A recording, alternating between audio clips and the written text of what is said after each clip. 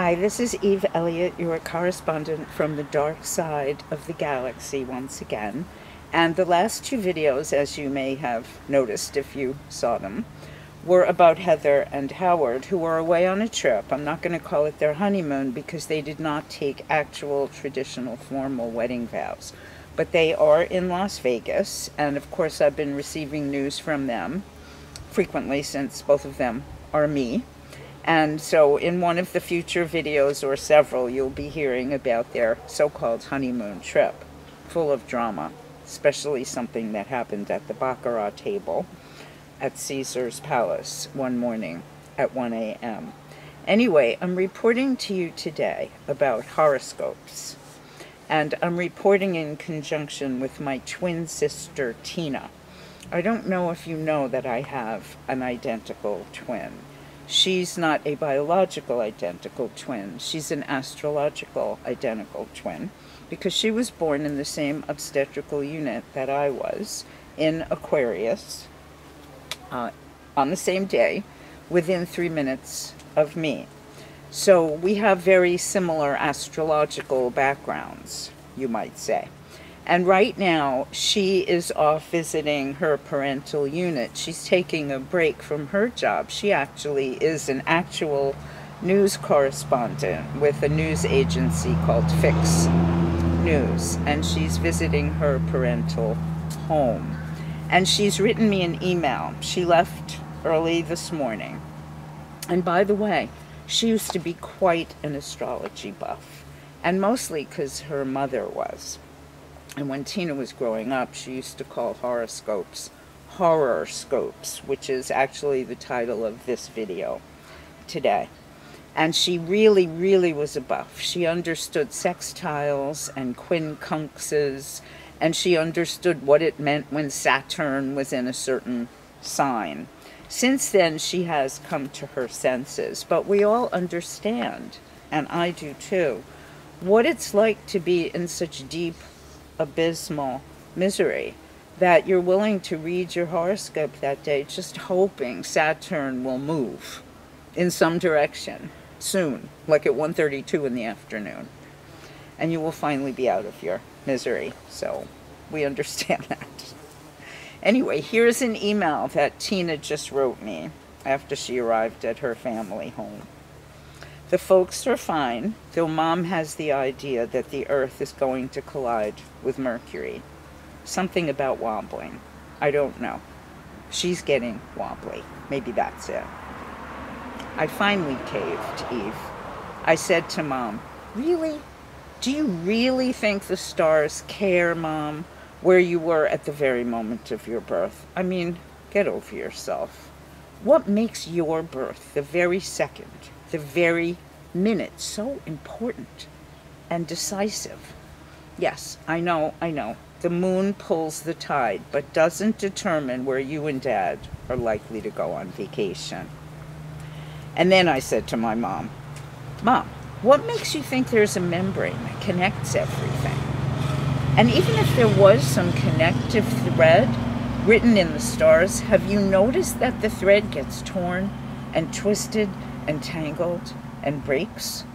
If there was some kind of thread securing all the moving parts and organizing them, why are there tsunamis and people starving and children dying in Africa of AIDS and no more water in California and meteors zipping around that could collide with us at any moment?"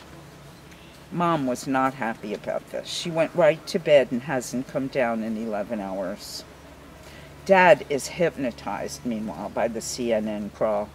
He's positively googly-eyed from the repeating headlines. So, Eve, I read our horoscope this morning, and here's what it said for us Aquarians. Activities that are highly favored: filing lawsuits, learning how to make hollandaise sauce, setting up a dental appointment, devising strategies to outwit rivals, hiking in forests in states with the letter O in them. And recommended activities for us women Aquarians are going to a nearby eatery or coffee house, asking the man you find most appealing there if you can join him, letting him know you want to know nothing about him and tell him nothing about yourself, and then telling him you want to lay in candlelight in silence with him, and that if the urge to touch crescendos, not to resist. Activities that are preferably avoided today for us Aquarians are dental procedures, surgery on the left hand, internet dating, driving in a westward direction to purchase another pair of Converse high tops, deciding to run for political office. Activities avoided for men Aquarians are simply this: engaging in sexual activities with strange women. Here was our general reading for this morning. The day, sunny when we awaken, will remain so, for way longer than will be favorable. The brightness will illuminate the dust balls and debris underfoot before we notice that the tooth on the lower left side of our jaws has begun to ache. The lover we were sure was biding his time, taking gentle, quiet steps toward our coupling, will make it clear there was only disinterest, not strategic adagio. Your moon will not relent either, as tonight its fullness swells, and so does the ache in the lower left jaw, its painful throbbing reminding us of lost earrings, lost friends, and deceased loved ones pulsing with absence, straining at endurance's edge. The day, sunny when we awoke, celebrated by all lovers of sunny days, only makes the ugliness of the toothache more acute as the dusk approaches. Even the dark will not be a cloak against despair tonight. So get into your despair chair, sister. I won't be back until Saturn moves out of its square with Venus, Tina said.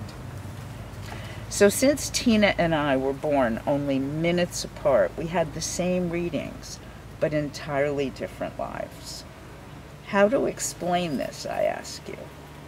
It's a rhetorical question.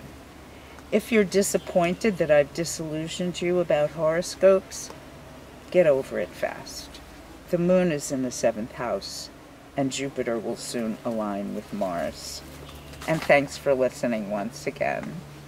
Enjoy the day from the dark side.